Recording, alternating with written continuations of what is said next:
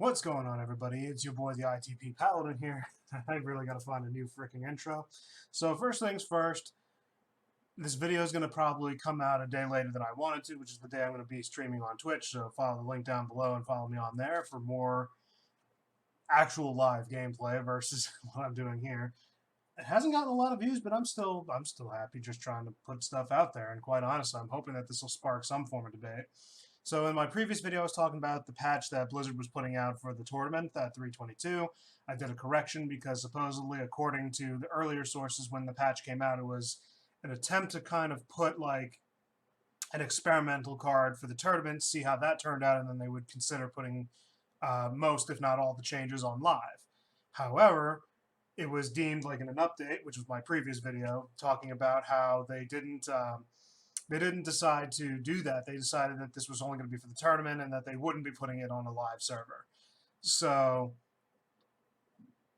as stated in my previous video, it's basically like I thought that it would be a good idea to at least consider some of the changes for the sake of Overwatch 2 coming out, and that we need something to change up the game and not keep it boring. So now we're actually talking about Soldier 76. So anybody who follows my channel or anybody who knows me knows that I'm a Soldier 76.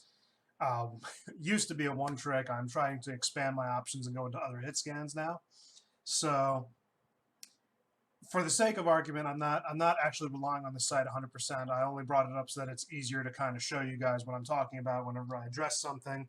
But as of right now, Soldier 76 is in a kind of a decent spot, but at the same time, I believe, quite honestly, he could be in a much better spot than he is right now.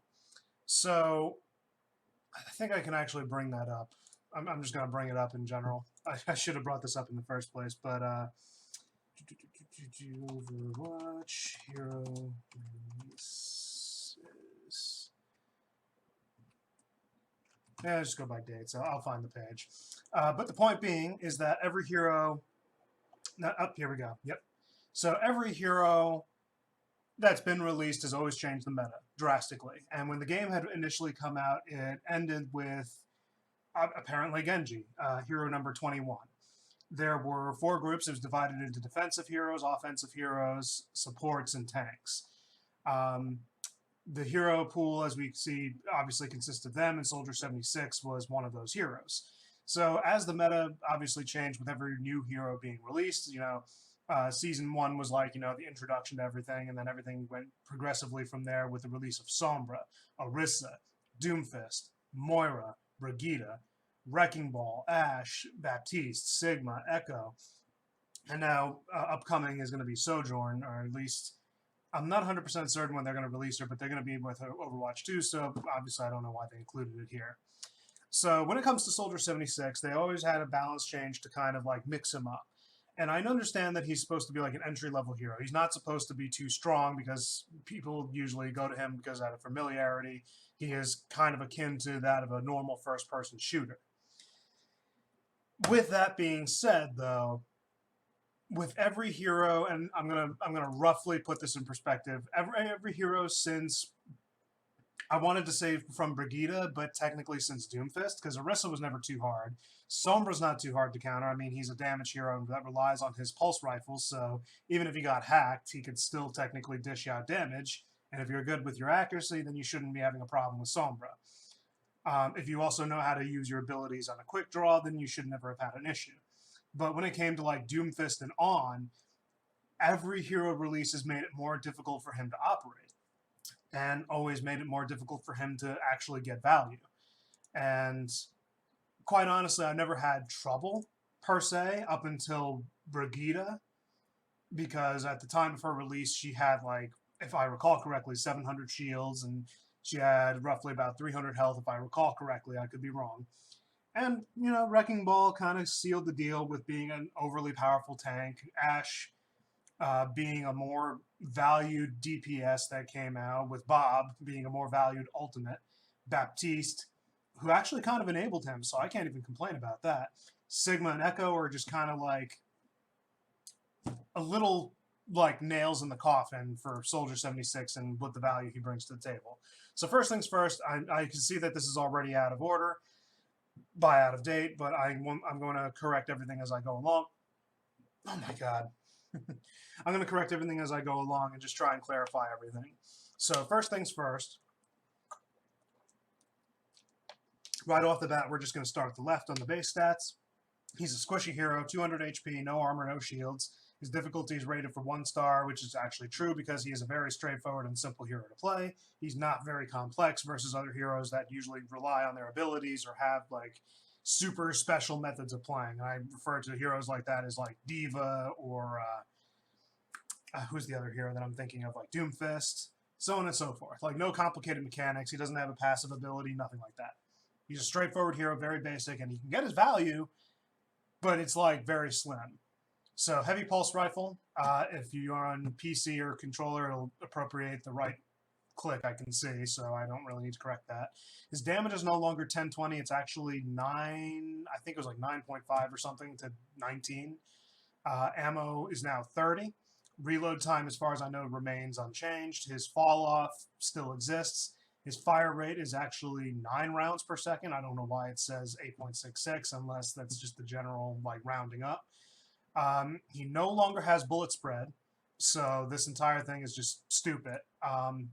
Bullet spread no longer exists, and instead he gets vertical recoil, which you have to control, and then we could just forget about, in fact, everything right here. His Helix Rockets, dealing 120 damage, splash damage at 40 and 80, which basically leads to the 120, and then 20 or 40 to self. And that's one of the things I'm going to talk about later at a 3-meter radius. Projectile speed of 50 meters per second, which I don't think has changed at this minute, so I'm pretty sure everything else is accurate.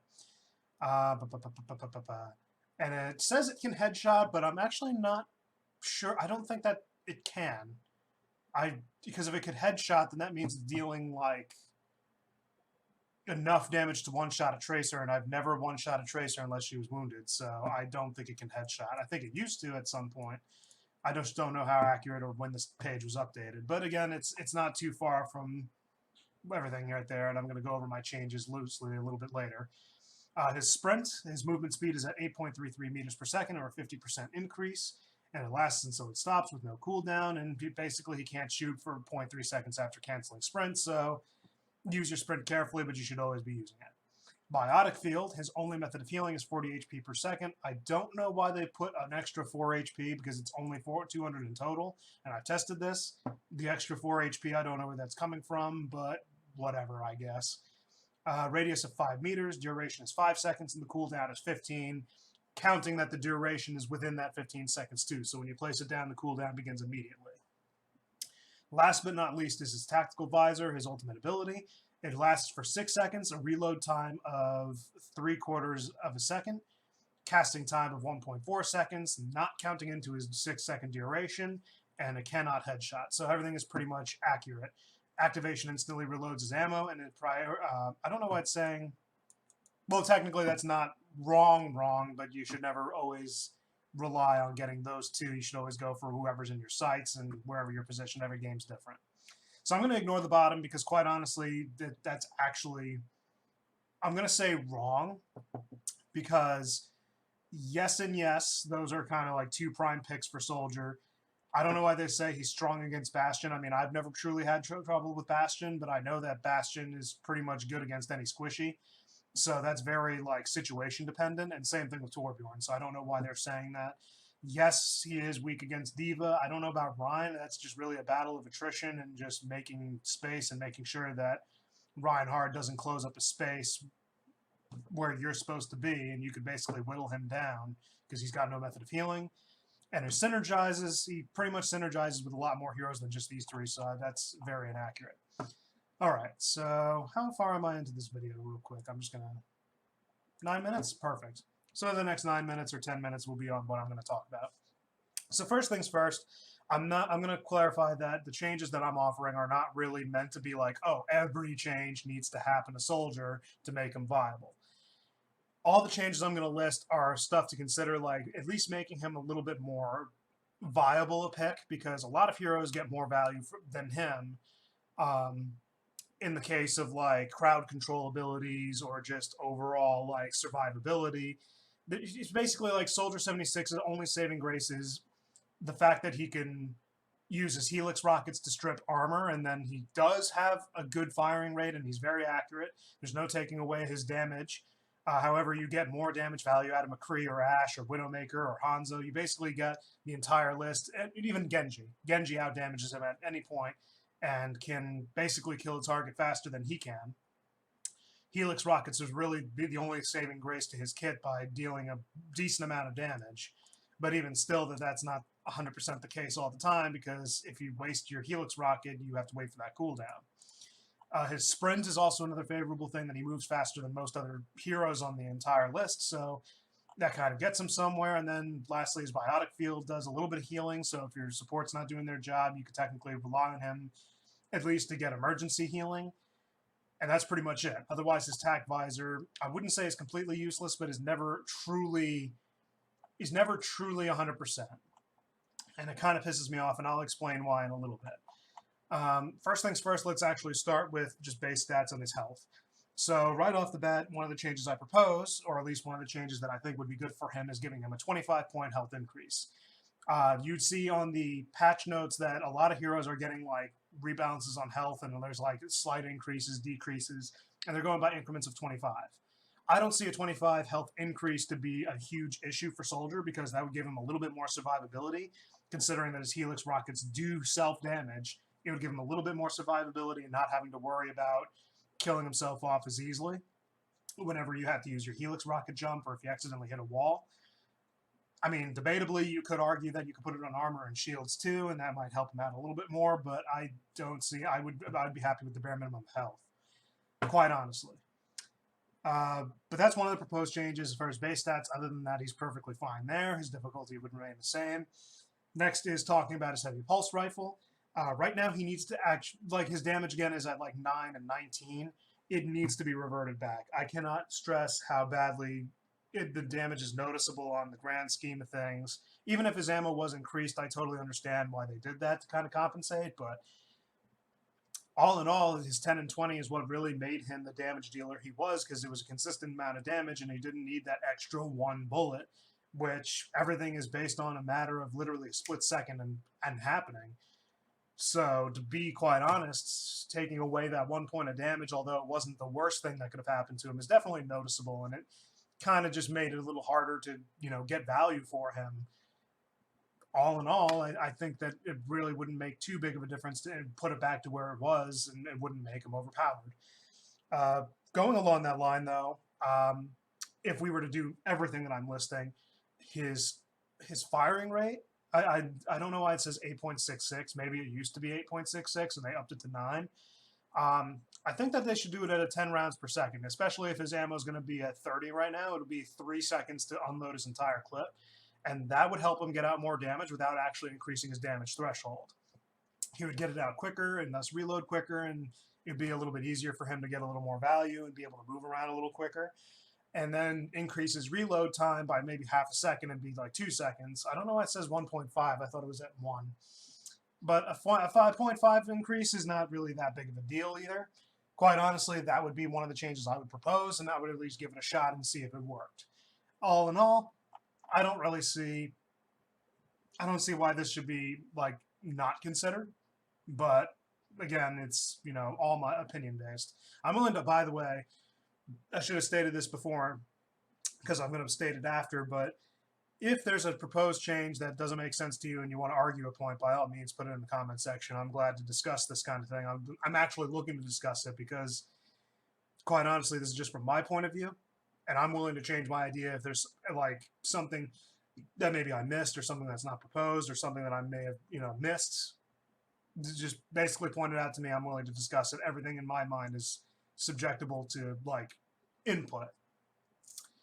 Going on to his Helix rockets, his self-damage is really the only issue that I have with it. Everything else is fine the way it is. His projectile speed, his cooldown, the damage that it deals is 120. It's fine the way it is. It really is.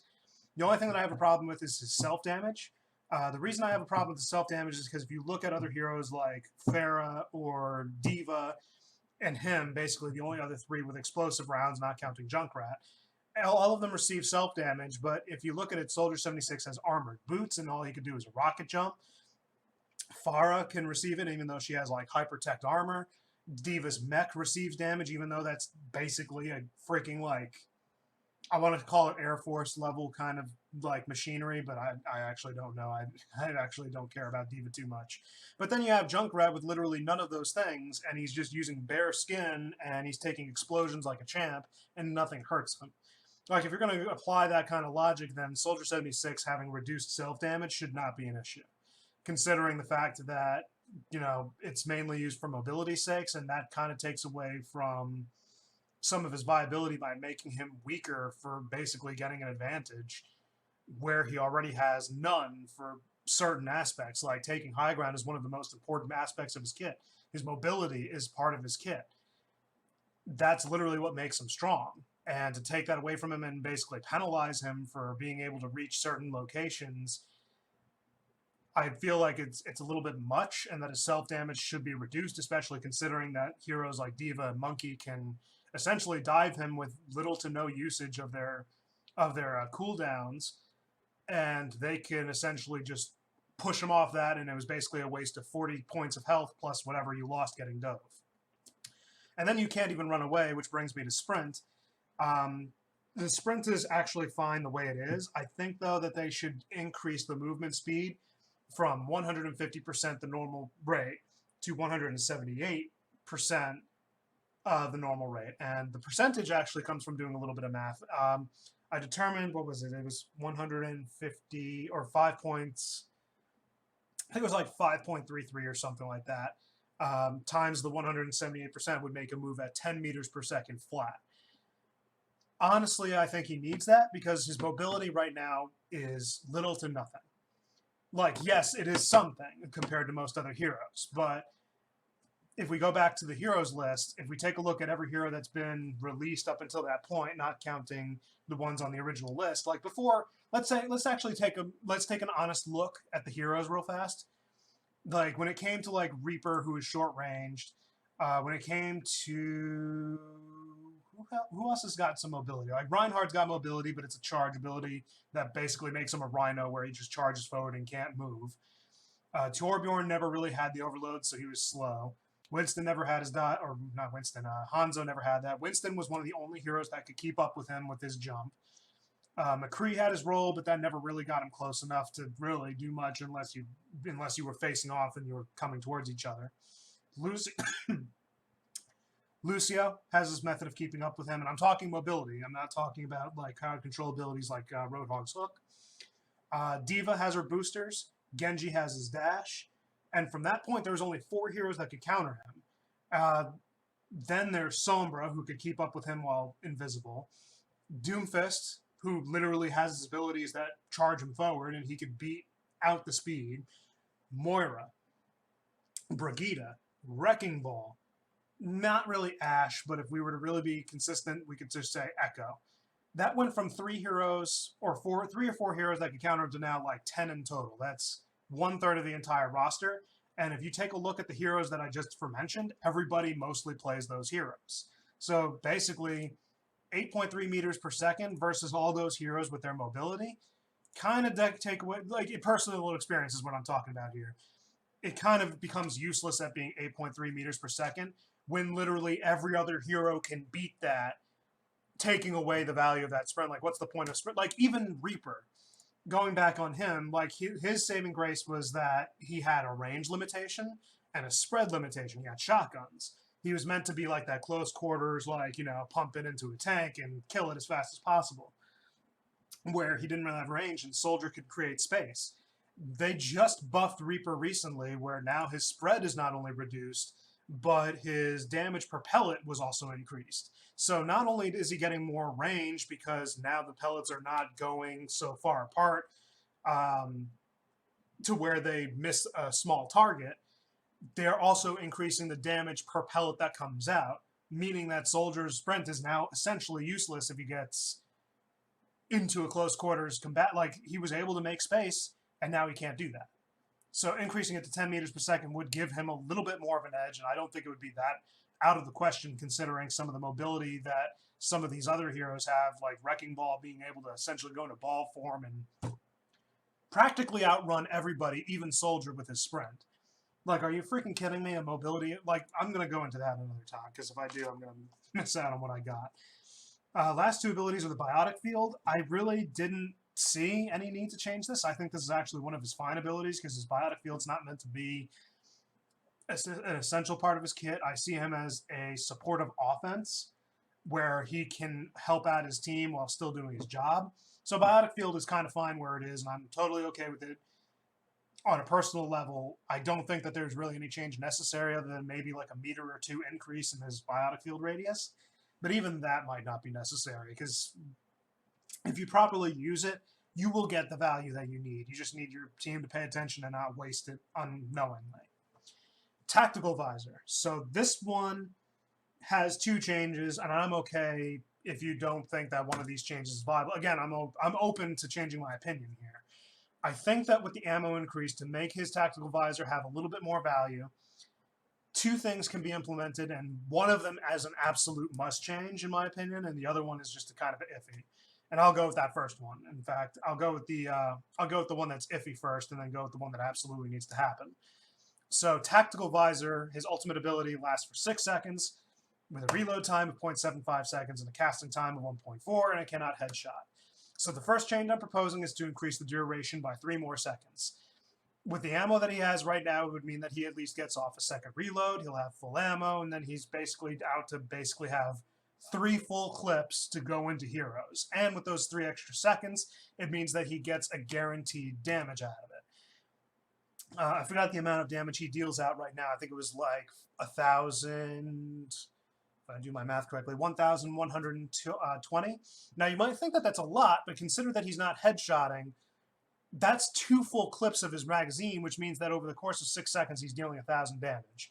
There are heroes that can put out a lot, like damage heroes I'm talking. There are a lot of damage heroes who could put that out in just as much time and not have to waste the duration of that. The only saving grace is that it's an aimbot, but again, there's no critical damage in on it, where the other heroes have that capability of doing it. All in all, his Tactical Visor is not really a bad ability, but it is absolutely not one of the strongest. So that's the first change I would say is add 3 seconds. But now comes the one that actually, I believe, absolutely needs to be implemented because it's a smart decision being made. So there was a post a while back ago. I don't remember who posted it. It was a random, I believe a random streamer, a random pro player, or someone who dug into the data of Overwatch. But he's proposed this one like a year ago, if I recall correctly, where he figured out something very particular.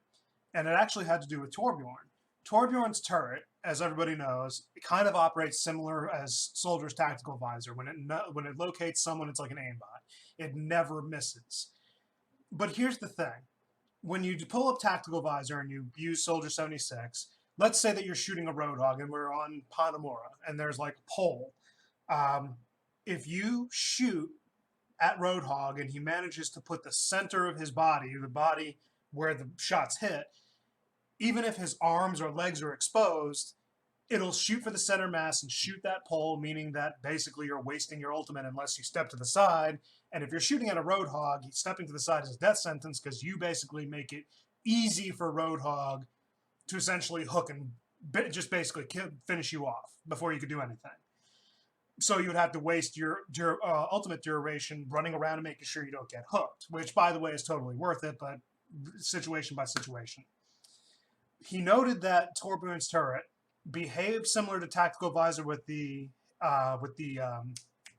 aimbot, but it didn't behave different in the way it targeted. Take that same instance that Roadhog decides that he's going to go behind a pole. The turret, in turn, does not aim for center mass. Rather, if Roadhog puts his center mass behind the pole, but his arm, leg, or whatever shoulders are sticking out, the turret will appropriately target the exposed portion of his body. Meaning that if his arm was exposed, it would shoot for the arm. If his leg was exposed, it'd shoot his leg, and so on and so forth. But again, taking into account that he can't headshot, he can't critically hit, I'm sure that there's a little bit of an explanation why Blizzard hasn't done this earlier, but implementing that into Tactical Visor would not only give him that little bit more value, but it would make his Tactical Visor basically be the best it could possibly be without making it overpowered.